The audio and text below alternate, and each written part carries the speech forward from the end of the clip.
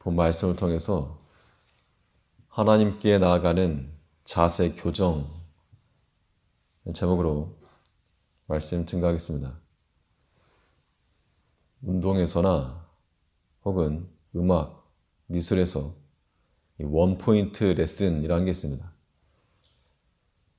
그 잠깐을 가르친다고 뭐가 달라지겠는가 하겠지만 이 자세 교정 하나만으로도 전혀 다른 결과를 낼 수가 있습니다. 우리가 이 믿음을 가지고 살아간다고 하는데 제멋대로 혹은 자기 중심적인 자세를 겪는 경우가 굉장히 많습니다. 하나님께 나아가기 위한 자세의 바른 교정, 그것만으로도 우리 신앙의 삶을 더 풍요롭게 할 수 있다는 겁니다. 그러면 우리가 하나님 앞에 나아갈 때 어떠한 자세를 취해야 되겠는가? 어떠한 모습으로 변모시켜 나가야 되겠는가? 본 말씀을 통해 살펴보면 먼저는 우리 외면과 내면의 불일치를 일치로 바꿔나가야 됩니다.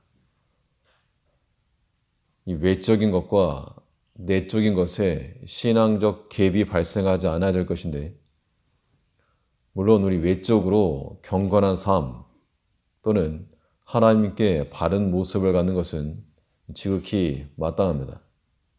우리가 온 힘을 다해서 하나님을 찾고 송축하는 그런 삶을 살아야 됩니다. 1절에 보면 내 영혼아 여호와를 송축하라. 내 속에 있는 것들아 다 그 성호를 송축하라. 영혼이라고 하는 말은 우리 육체를 포함하여 육을 포함한 우리 자신을 가리키는 겁니다. 그래서 이 겉으로 드러난 모습에서 우리가 하나님과 일치되는 모습을 찾아야 되겠는데, 바리새인들처럼 겉으로는 깨끗한 척하면서 외식에 빠질 수 있지만 그 행위 자체가 부정되지는 않았습니다. 예수님께서도 이 바리새인들의 이 교훈을 경계하시면서 저희들이 하는 말은 지켜 행해라.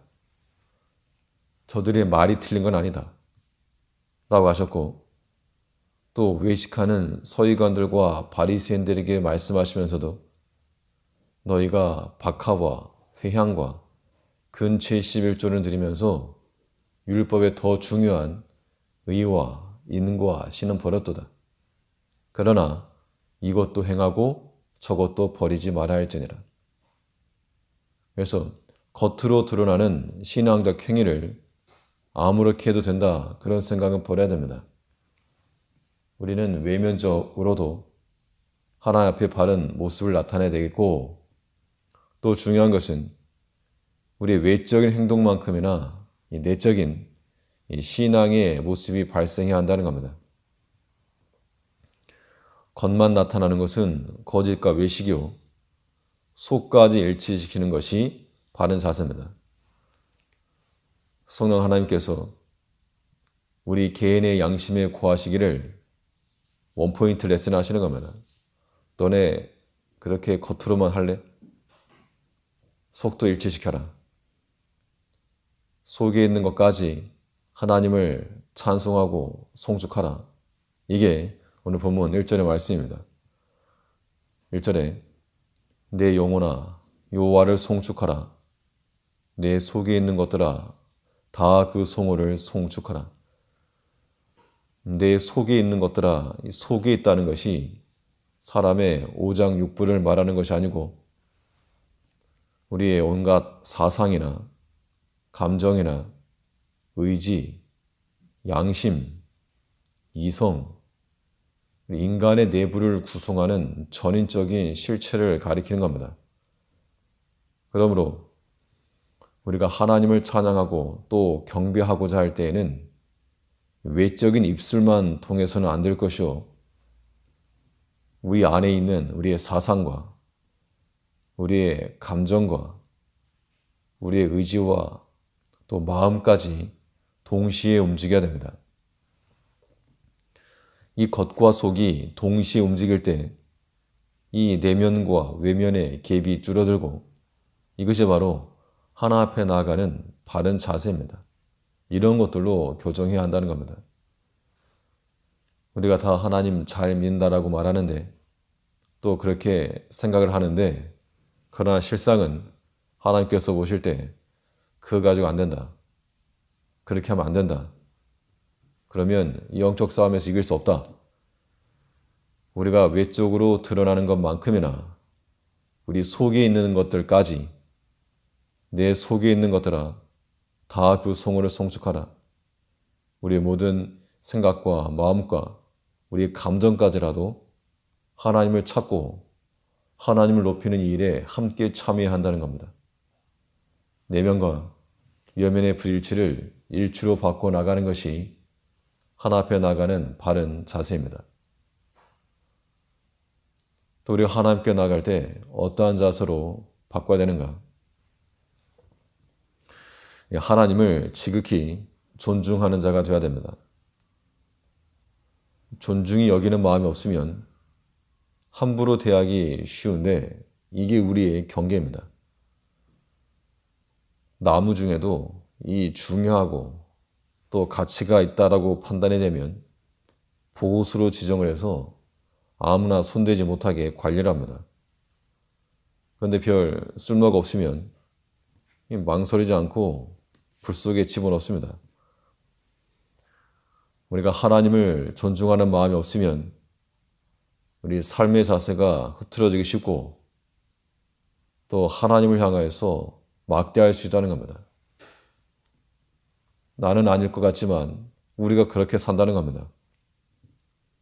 하나님께서 내게 주신 것이면 어느 것 하나라도 버리지 않고 소중하게 여기며 살아가는 것이 바른 자세가 되는데 하나님이 은혜를 주신 것도 기억하지 못하고 도리어 우리 마음속에서 그 반대의 작용이 일어나는 것, 이것이 우리가 교정해야 될 모습입니다. 2절에서 내 영혼아 여호와를 송축하며 그 모든 은택을 잊지 말지어다. 이 은택을 잊지 말라고 하는 것은 하나님께서 우리에게 베푸신 은혜에 대해서 기억을 해라 혹은 기억력에서 지워지지 않기를 구한다는 그런 의미가 있겠지만 그러나 본질적인 의미는 그게 아니고 이 하나님의 선하심에 대해서 의도적인 무시를 경고하는 겁니다. 하나님께서 우리에게 은택을 베푸셨다는 것은 선물을 준 것과 같은데 하나님께서 우리에게 선물로 주신 것을 우리가 무시하는 겁니다. 의도적으로. 그러니까 선물로 받았어도 이거 풀어보기도 전에 그냥 쓰레기통에 집어넣는다는 겁니다. 이것은 우리에게 주신 그 은택을 무시하는 것이고 멸시하는 것인데 이러한 것들을 버리라는 거 버리라. 하나님께서 주셨으나 그것에 대한 우리가 감사치도 못하고 또 그 은혜를 보답하고자 하는 마음도 없게 되면 하나님의 선하심을 무시하는 겁니다. 처음에는 감사를 하더라도 시간이 지나면 당연스러운 것이 되고 자기 권리가 되고 마는데 우리가 그런 것들을 경계해야 됩니다. 하나님께서 우리에게 처음에 은혜를 주신 것이면 시간이 지났어도 그것은 하나님의 크신 은혜요 선물입니다. 절대 나의 것이 없고 내가 주장할 수 있는 것도 없고 나의 권리도 없는 겁니다. 하나님께 대한 존중감이 사라지기 때문에 그 은택을 잊고 마는 것인데 우리는 사랑과 존중의 마음을 담게 되면 상대방의 손짓 하나도 그냥 무의미한 것이 아닙니다.